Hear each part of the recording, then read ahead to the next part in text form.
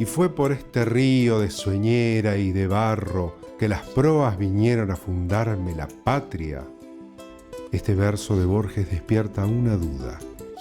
¿Qué futuro insinuaba esta tierra entonces?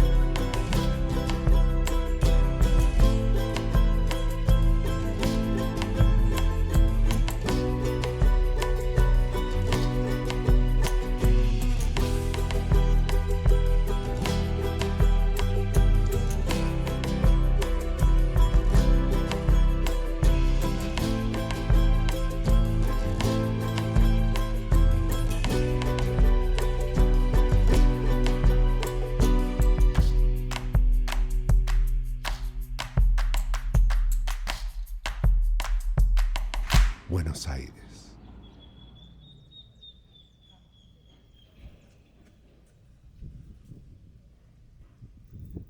Buenos Aires no es muy distinta de otras ciudades del mundo.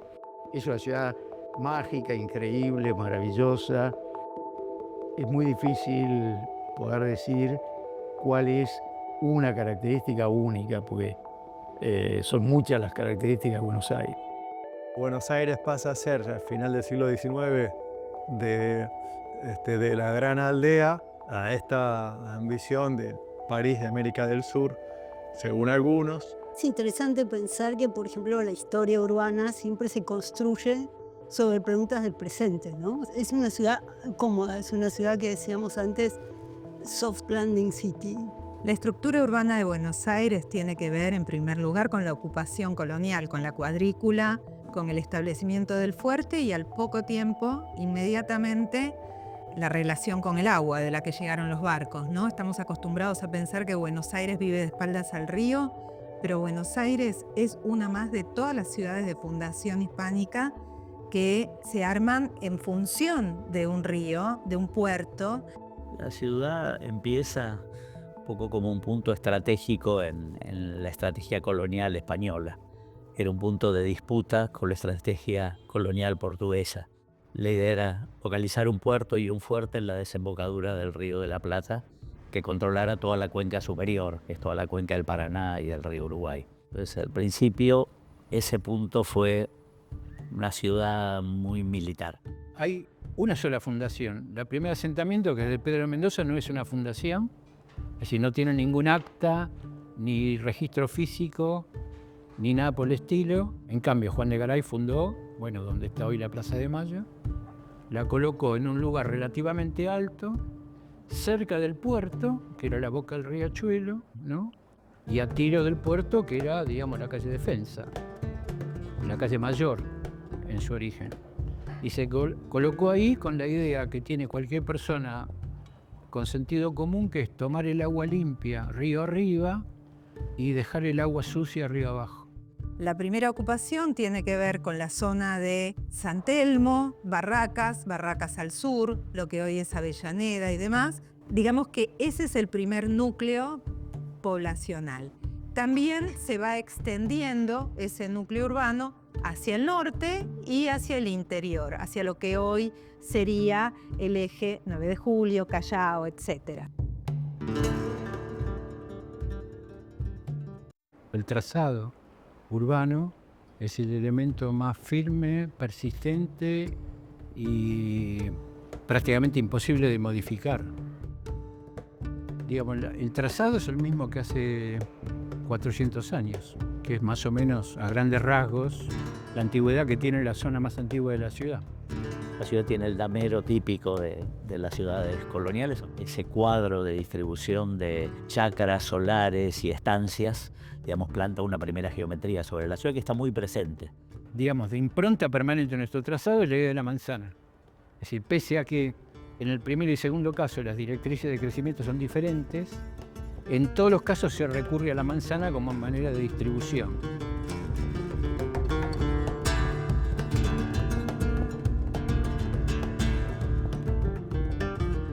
actual etapa de la independencia, digamos, más o menos fue con la misma estructura de la ciudad.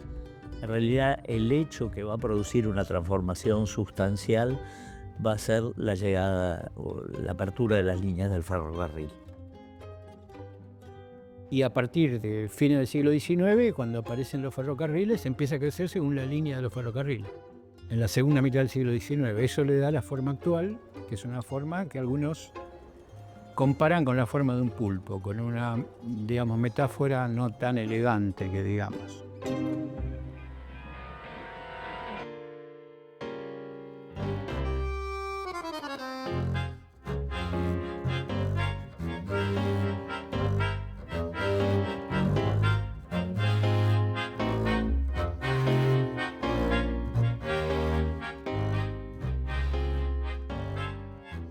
El ferrocarril va a ser el elemento que transforma estructuralmente la ciudad.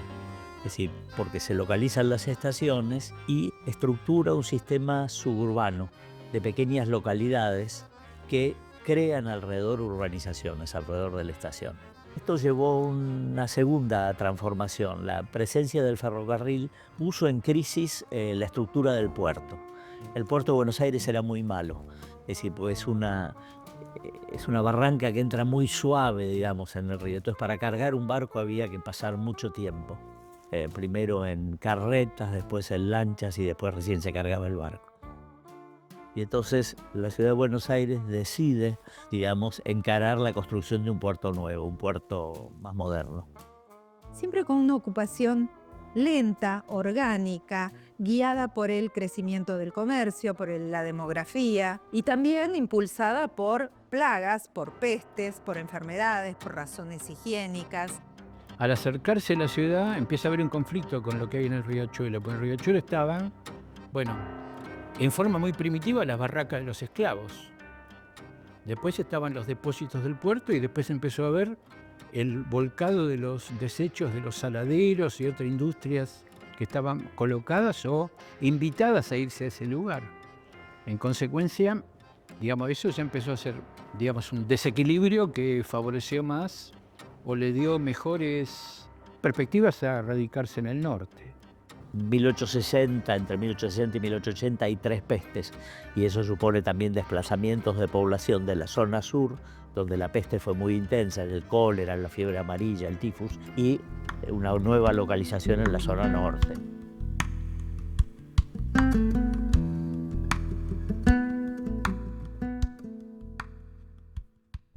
Durante mucho tiempo fue el argumento clásico para ver por qué Buenos Aires iba del centro al norte, porque había un desplazamiento del sur al norte. Pero esa tendencia ya estaba en marcha. La fiebre amarilla fue, por así decirlo, adoptada por el imaginario de la ciudad como el detonante, pero en realidad había, digamos, familias que ya estaban en la zona al norte de la Plaza de Mayo, ¿no? Hay una diferenciación social, buscan diferenciarse, buscan nuevas tipologías edilicias. Borges tiene tramos muy interesantes sobre eso, algunos pequeños relatos donde dice, uno va por el barrio norte, dice referencia a ponerle a los años 30, 40 y distraídamente no ve los conventillos, ni los galpones, ni los baldíos, porque ya cree que no los va a ver en el barrio norte y por eso directamente no los ve. Pero había conventillos y siguió habiendo conventillos en el barrio norte. Sin embargo, a uno le hablan de un conventillo y dice el sur, pero porque de alguna manera quiere verlos ahí y uno ve lo que quiere ver, ¿no? Y en la ciudad pasa lo mismo, ¿no? Por siempre recordarte y la esperanza alumbrarme sin poderte regar. En este momento de fines del siglo XIX, principios del siglo XX, la ciudad colonial empieza a tener, digamos, desajustes. El primer desajuste son los anchos de calle, por lo tanto hay unas ordenanzas, unas intervenciones para ensanchar una de cada 4 calles y convertirla en avenidas.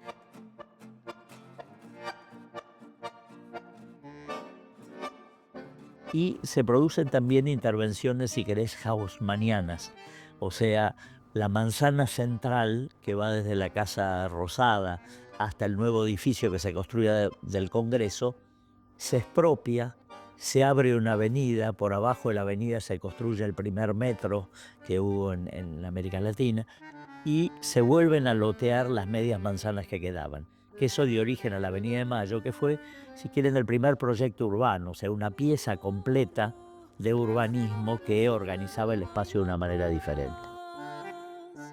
Y lloran mis poesías porque quererte Esa avenida fue durante mucho tiempo el centro de la ciudad, aunque había una competencia. En esa avenida estaban localizados los diarios, las librerías, los bares, los cafés, etcétera, con una tendencia muy española, muy la Gran Vía.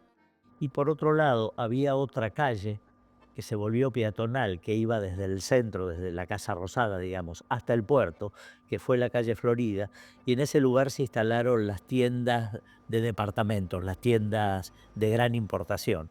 Como no se producía casi nada acá, casi todo se importaba, y se compraban las cosas por catálogo, y eso venía en barco, que eran para el barco un negocio también, porque era lastre de barcos que después partían llenos de alimentos.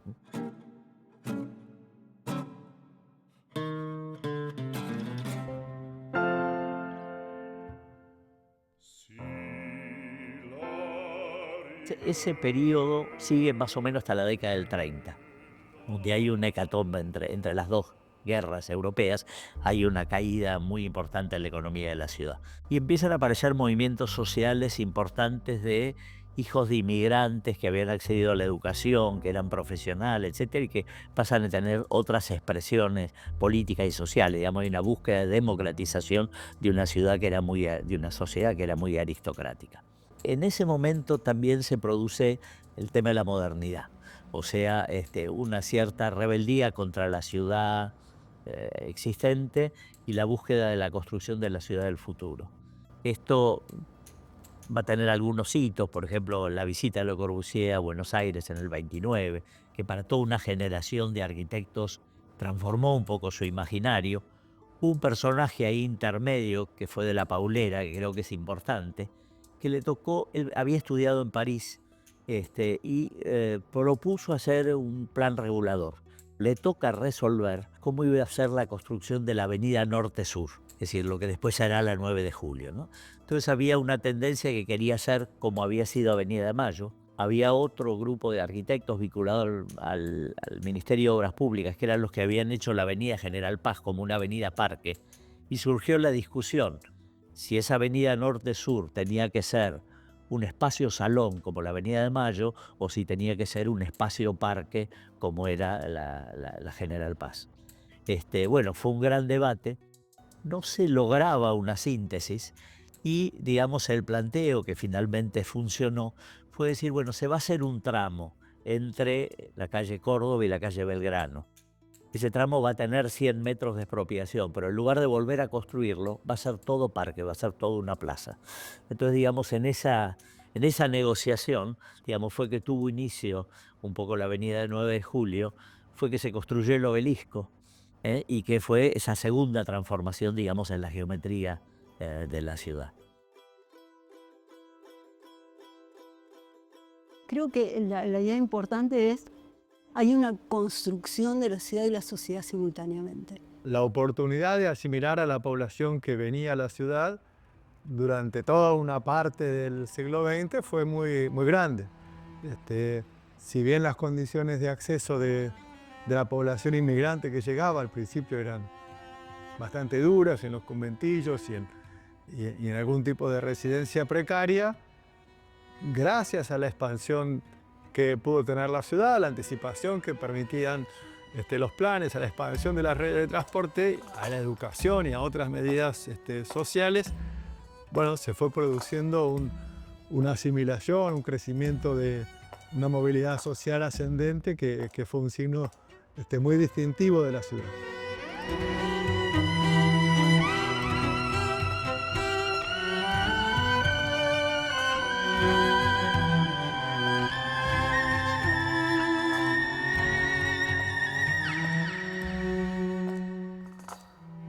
Cada barrio tiene su propia cultura, su propia educación, su propia trascendencia y cada uno de estos barrios tiene distintas instituciones que son los que le dan una enorme trascendencia. Adrián Gorelick en su libro tiene una hipótesis interesante, ¿no? Él dice, ojo, la cuadrícula, esa grilla que viene desde, que se reformula a lo largo de la historia, es la que también da pie a esa urbanidad de pequeños propietarios, de lotes a largo plazo, de lugares lejanos que se van construyendo de a poco, pero que después el Estado cose con la urbanización, con las calles, con las infraestructuras, con los tranvías que llegan.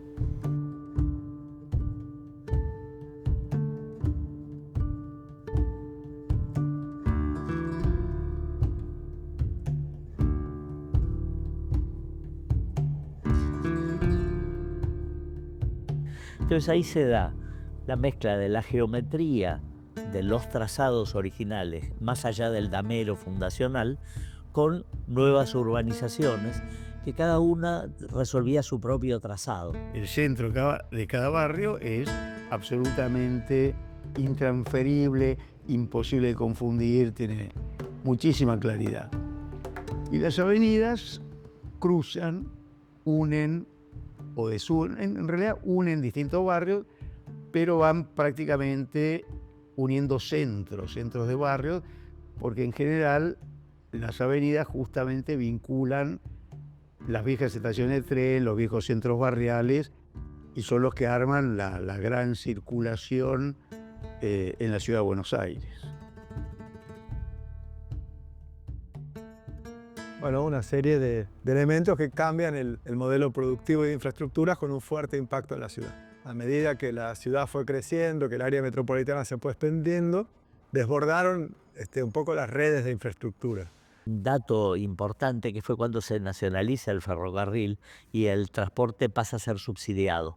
Los trabajadores del riel ven cómo el sueño de varias generaciones es llevado a la realidad. Los trenes que construyeron merced al sacrificio ya son patrimonio de la nación. Desde ahora no trabajarán más para un dueño residente allende los mares. El esfuerzo de cada uno se ofrendará solamente ante el altar de la patria. Por lo tanto, la expansión de la ciudad empezó a tener otro mecanismo, que era tomar el tren, y desde el tren había líneas de colectivos que iban llevando a las nuevas urbanizaciones. Y por eso es que la ciudad tiene, el área metropolitana, esta forma como de mano. Es decir, que cada uno tiene una espina en una línea de tren y después va creciendo, va engrosando a partir de las estaciones como círculos concéntricos, organizando, digamos, lo que es la expansión del suburbio. Proponían un crecimiento de Buenos Aires basado en el sentido de seguir apostando al ferrocarril, a modernizarlo, a mejorarlo, a hacer inclusive una red expresa regional, y advertían sobre las consecuencias de hacer autopistas de penetración en una ciudad muy densamente construida, con 11 accesos ferroviarios. Lo que hicimos en la práctica fue exactamente lo opuesto, lo que los planes advertían que sería un error hacer. Pero esos planes son como la concentración de la ilusión y de la confianza en un plan que va a transformar todo, que va a transformar la sociedad. Hoy la ciudad, digamos, sigue transformándose. Quizá durante la década de los 60 y los 70, en nombre de la modernidad, se demolió una parte importante de esta historia, digamos, o sea, toda esta arquitectura europeizante, digamos, afrancesada, de fin del siglo XIX, fue reemplazado por los edificios de propiedad horizontal o por torres de oficinas. Y esto fue un momento muy dinámico en la década del 60, el 70, incluso del 80, de la industria de la construcción. Si uno tuviera que ver los hitos de Buenos Aires en los últimos 50, 70 años, creo que hay un cambio muy brusco de la inversión pública que había acá hasta hace 70 años atrás con la que hay hoy. Ciudades como Roma, París, Madrid, hay una inversión gigantesca en subtes que crecen por todos lados, en vías de comunicación, cambia el sistema de transporte, cambia los tipos de colectivos, no hay más colectivos que contaminen porque es todo eléctrico. Es decir, va mucho más rápido lo que pasa en Buenos Aires, que intentamos mantener todo el nivel cultural y el nivel de recreación y que tiene la ciudad, pero con muy poca inversión pública. Hay que diferenciar también los 90 del siglo XXI, que no es lo mismo. El tema del Metrobús fue un cambio importantísimo. El tema de alguna obra de vialidad, como la construcción del Paseo del Bajo, la autopista, la vinculación de la autopista que viene desde Córdoba hasta Buenos Aires. En América Latina, por ejemplo, a principios del siglo XXI, tuviste un montón de planes, un montón de derecho a la ciudad, un montón de iniciativas que tenían que ver con superar estas desigualdades. Ahora tenemos un panorama duro, difícil, pero también nos interpela como técnicos. O sea, ¿qué tenemos que hacer?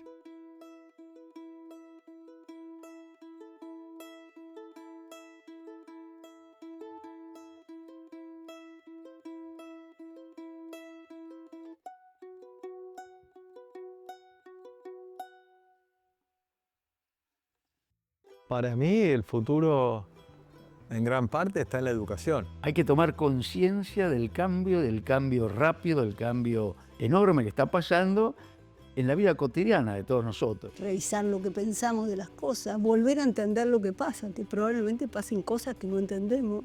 O sea, las crisis son momentos complicados, pero sí son momentos que permiten como volver a formular proyectos, volver a pensar las cosas.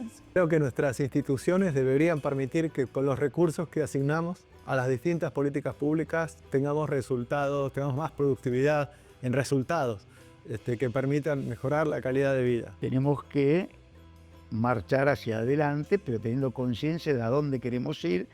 La ciudad también es la de lo que los viven, las relaciones de solidaridad que se producen entre... O sea, me parece que esto de pensar las escalas, creo que nos olvida pensar lo más grande y lo más chiquito al mismo tiempo. Empezar las temporalidades. Las ciudades piensan en temporalidades y pensar cómo se piensa el cambio desde todos, ¿no? Si yo tuviera que decir qué hace a Buenos Aires de alguna manera, qué le da una característica distintiva, esta característica de ser una ciudad de barrios que de todos modos se reconoce con una identidad común, ¿no? Que es esta identidad de una ciudad donde todo el mundo se siente con derecho al centro, con derecho al disfrute del espacio público, y eso es una construcción social muy importante, dando por resultado una ciudad que a mí me parece única.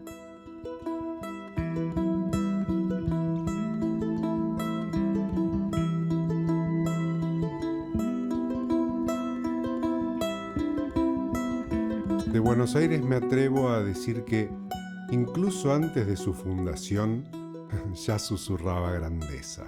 Una grandeza que no nació en el río ni en el asfalto, sino en sus barrios, en sus manzanas y en su gente. A mí se me hace cuento que empezó Buenos Aires. La juzgo tan eterna como el agua y el aire.